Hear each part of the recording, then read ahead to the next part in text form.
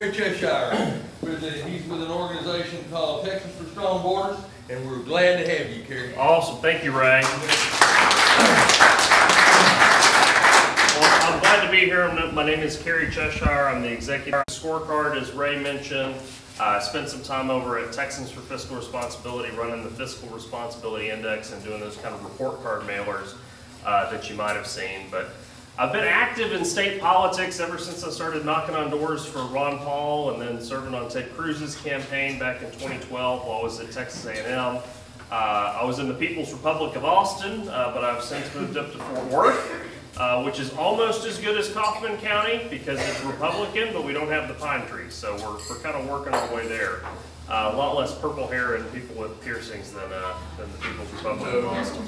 But, you know, in all the time that I've spent kind of going across the state working on issues, the most frustrating thing to me has always been that the biggest issue for the state of Texas, whether you're into fiscal issues or cultural issues or social issues, is immigration and border security.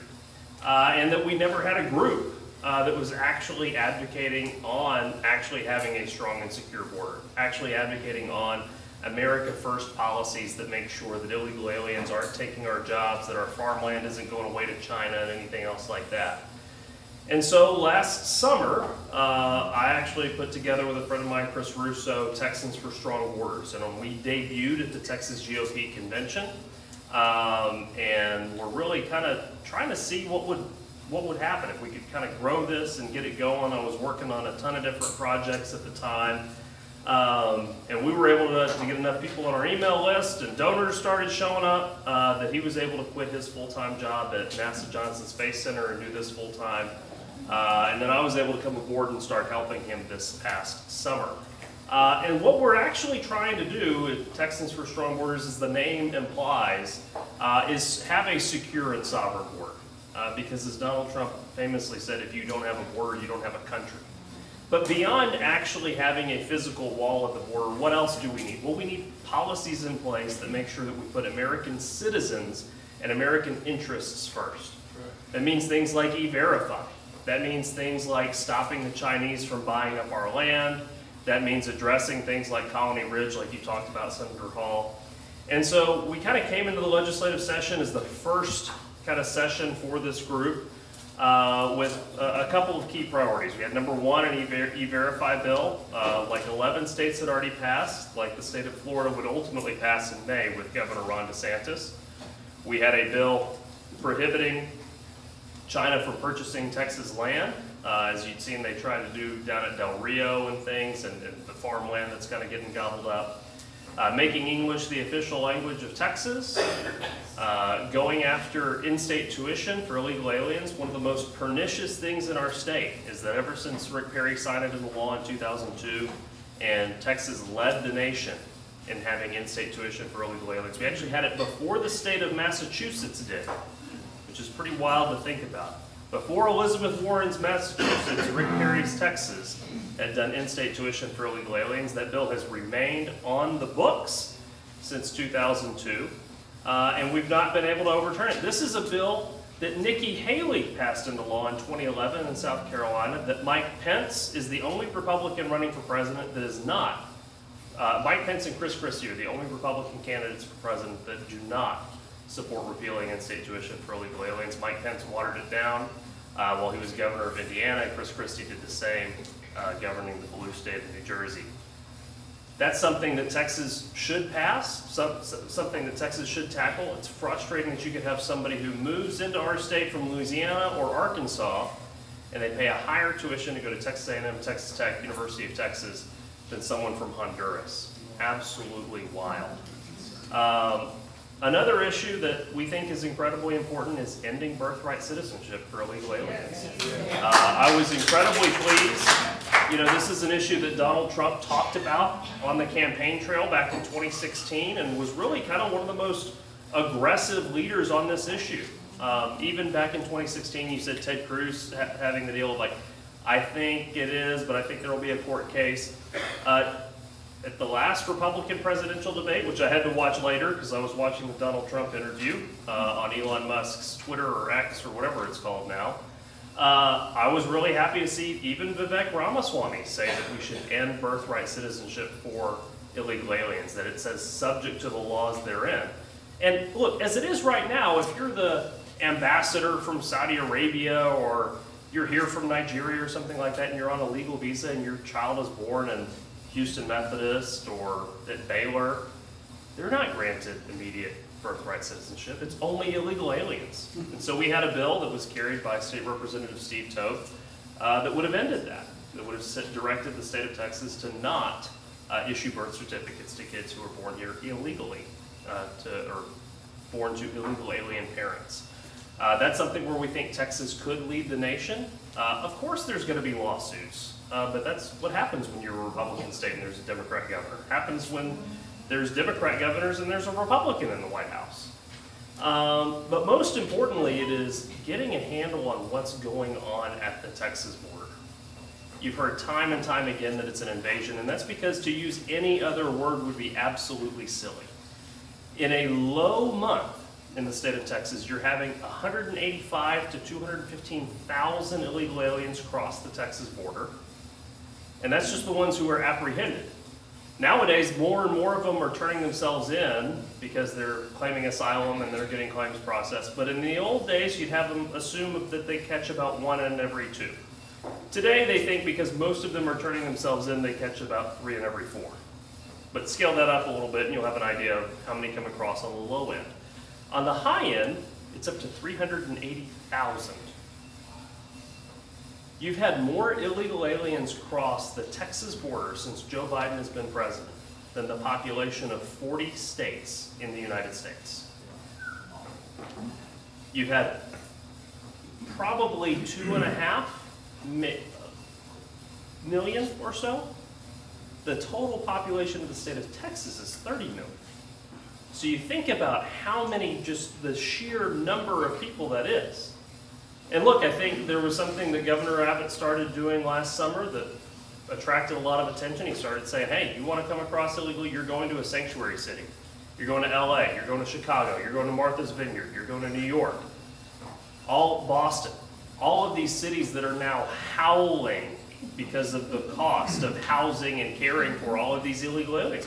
All of these massive amounts of people. Look, I grew up just east of Houston. I remember when Katrina came through, you had tons of people from Louisiana had to come, and thankfully most of them just temporarily for about a week or 2 weeks overwhelmed our community. But because of Joe Biden's lawlessness, every town in America is a border town. And because of how many illegal aliens he's letting cross the border, and how many that he's flying directly in.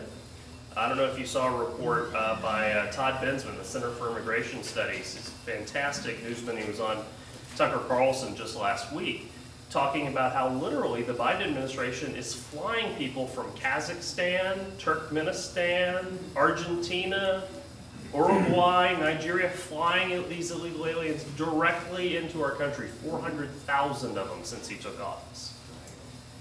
And then, even worse, there's a deal called the CB1 Act.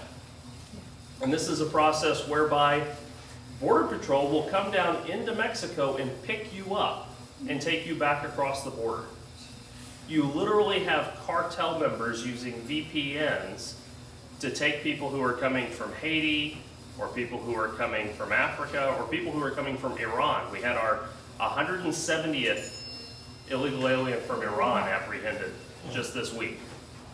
I don't know if you've been following the stuff in the Middle East. Iran, not really our friend. I know Joe Biden gave him a couple $2 billion, but American citizens, not really our best friends. You've got this tidal wave of people where Joe Biden is on path to, if everything continues at the rate that it's been, he could double the population of illegal aliens in this country in just his first term. And we know the fruit of this, right? We know what the outcome that Democrats want. They want to bring as many of these people as possible so that when weak Republicans finally say, okay, we'll give you amnesty in exchange, amnesty now for border security later, they'll say, now's our time. Now we can take Texas from a red state to a blue state. Now we can make our hold on the Southwest ironclad and sure. And now we can make sure that Republicans can never win another presidential election again. All of y'all have done the little 270 to win electoral college map. You know that there's not enough swing states or square states that if you flip Texas from red to blue, Republicans can ever win again. It's just not possible. You can conjure up little ideas about the 3rd congressional district in Maine and fanciful ideas of Colorado not being taken over by hippies. It doesn't get you there. It doesn't get you there. But the good news is it doesn't have to, because Texas can stand in the gap. This is something that Don Huffines and Alan West both talked about on their gubernatorial campaigns, about actually declaring an invasion and having Texas say, hey, we as a state are sovereign. That when we became these United States, that when Texas was annexed into this union, we did not surrender our right to self-defense.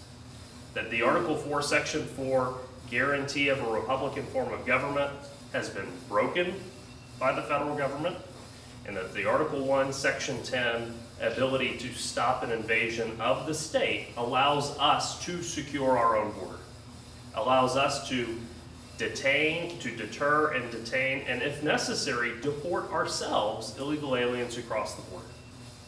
And that is ultimately what's at crux kind of in this legislative session. Back in the regular session, there was a bill, House Bill 20 by State Representative Matt Schaefer from just over in Tyler, would have created the Border Protection Unit.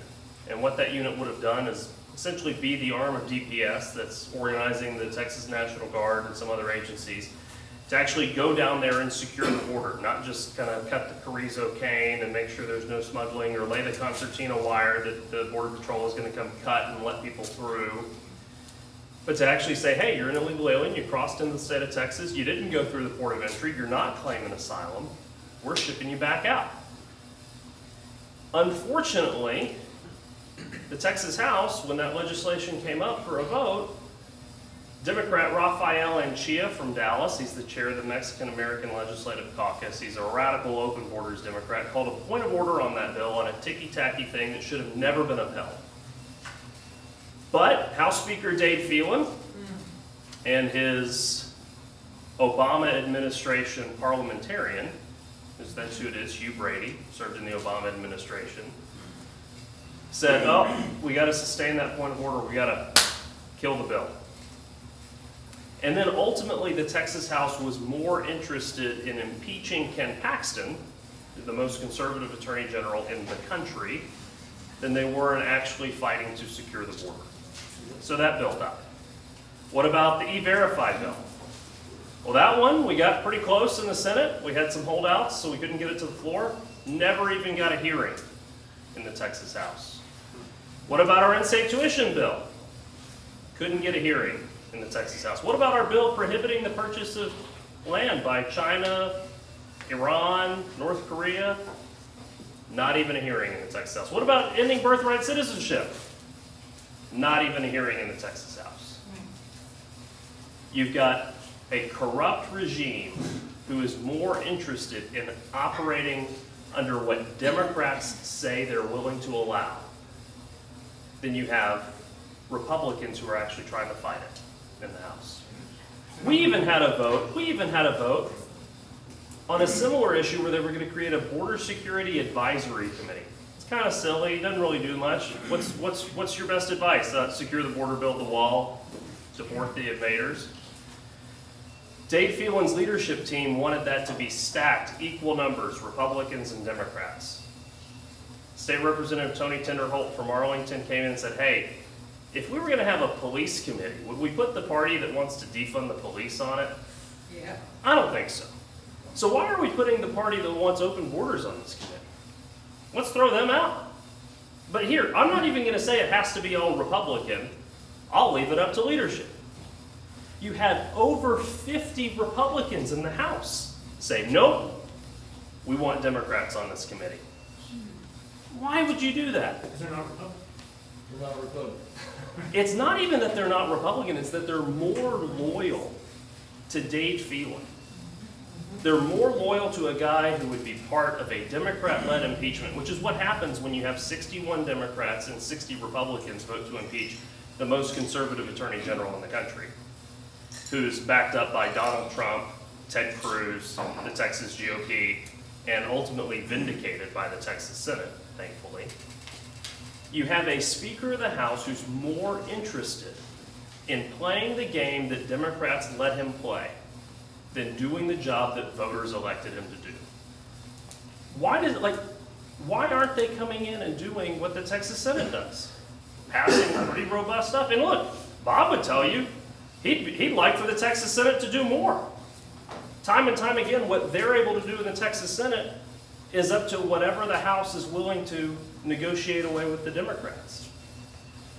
Whether it's taxpayer-funded lobbying, whether it's COVID mandates, whether it's school choice, or ultimately right now with border security legislation. And I wish I was here with better news, but the only news I have is that you do have an election coming up, and that you can make changes if you don't like your lawmakers. Time to fire the House. And the thing that I hope in all of this is ultimately the majority of members of the Texas legislature are not ideologues. They're not people who have incredibly strong politically, astute beliefs and things. They're folks who like being popular, like being part of the stuff, and are ultimately pretty responsive to their voters. When they crank the heat up, they do listen. And the thing that I just don't understand is why so many of them are still loyal to Dade Field. Why so many of them won't say, you know what, look, Dade said they had Ken Paxton dead to rights. We only had 48 hours to review it. I ultimately trusted them, but that was a mistake. Or, hey, you know what? I thought we were going to get a lot of Republican stuff accomplished. After looking at the tape, clearly we need to make a change. But they're digging in their heels, just like they did with Joe Strauss before, just like they did with Dennis Bonnen until it all broke up. And I wish that they would just come out and say, hey, look, I made a mistake, I'm not with him. J.M. Lozano did that. I don't know if y'all know him. He's from down and around Beeville, kind of South Texas area. Was a Democrat, changed to a Republican like 10 years ago, 12 years ago, something like that. He actually signed on to a resolution apologizing to Ken Paxton for the political impeachment that was. I wish that everyone would do that and that we could actually kind of go on about actually being Republicans, that we could stop appointing Democrats to chair committees, that we would stop giving Democrats veto power over committees, that we would come in and say, hey, look, this is the Republican Party of Texas's legislative priorities. Can we get these accomplished? Can we get these accomplished? Because this is what the voters ultimately elected us to do. There's no one who came and knocked on your door, said, hi, my name's Joe Blow, I'm running for state representative. I think your property taxes are high, but they should only go up a little bit more. I think the situation at the Texas border is pretty rough, but if we did something crazy about it, I don't think Democrats would like it. And, look, I know that you're really frustrated about the situation with your schools, but look, maybe 62,000 kids having school choice, maybe that's too many, maybe like 30,000 or something. Nobody came and put that on their push cart. They all promised to be conservative fighters. But you look down there and you don't see much fight. I mean, most of the time, though, I will tell you, I go talk to some group in, any corner of the state, and they don't have someone like Bob Hall, so they're like, gosh, everybody stinks. But here you're like, okay, well, we got one good guy. You got one guy who, Bob, what did you win by? What did you win by against Bob Dole? 300 votes. 300 votes. Wow. 30-something thousand. 300 votes made the difference for Bob Hall that you could have open carry, campus carry, property tax reform, property tax relief. We could actually end abortion here in the state of Texas. The problem is not that we're not winning. We can get conservative accomplishments across the finish line if we just claw and scrape and pull hard enough. It's just that there's so many things more that we have to claw and scrape and pull hard for, and that we shouldn't have to fight our own people. Texas has a super majority. You have a Republican majority in the Senate, a Republican majority in the House. No Republican has lost a statewide office to a Democrat. Republicans have won since 1994. We ought to be the counterbalance to Washington. When a Democrat is in the White House, the governor of Texas and the legislature of Texas should be leading the nation and showing this is what Republican governance looks like. And instead, we've had to look over at Florida. We've had to look up at South Dakota for what Republican governance looks like. This is Texas. We should be doing better than this. The good news is, we are, because voters like you are getting involved and engaged. I think we have a tremendously different Republican Party today than we did before Ted Cruz, before Bob Hall and Connie Burton and Don Huffines, before this big real estate mogul came down an escalator named Donald Trump and completely redefined the Republican Party that actually made it a party about the American people, putting Americans first. And I think that you see this kind of last dying throes of the establishment, whether it's in the Texas House in Austin, or if it's in the US House, where you have these recalcitrant lawmakers who don't want to vote for Jim Jordan because he's too conservative and might actually pass Republican beliefs and things into law. Crazy, I know. Crazy to not have Frank Luntz's roommate, Fox News idol Kevin McCarthy, holding the speaker's gavel. What a travesty.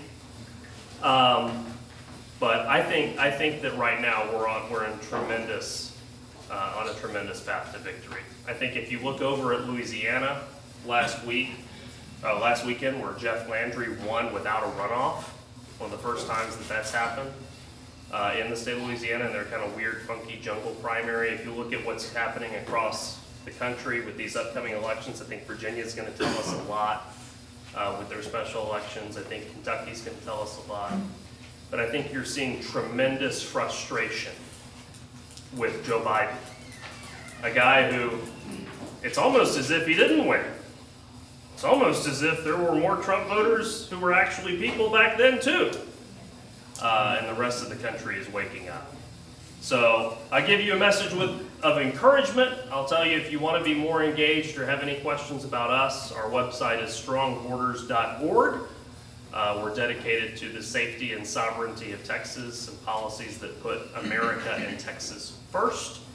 And happy to answer any questions that y'all might have. Yes. I don't have a question, but illegal aliens are winning on our car insurance also, because their rates for an illegal alien with no driver's license are cheaper than ours are as American citizen. And I had a friend that's in the insurance business tell me that about 2 months ago. That's great. I hadn't heard that. Yeah, their rates are cheaper with the insurance they're selling. Yeah, I'll have to look more into that. The thing that I know that's the most frustrating is if you work your entire life here in the United States of America and you pay into Social Security, do you know what the average Social Security payment is? About $1,200? 11 or 12. It's about $1,400. Yeah. Kind of nationally. That's the national average. I don't know how it works for particular people. Look, I'm 31. I assume that I'm not even going to get it, so I don't really know too much. But the average Social Security recipient's getting about $1,400 a month in Social Security for something they worked their entire life for. The average illegal alien in the United States is getting about $2,200 in direct and indirect taxpayer-funded benefits. Now that includes, you know, health care, welfare, education, kids in school, everything else, SNAP, CHIP, all that stuff.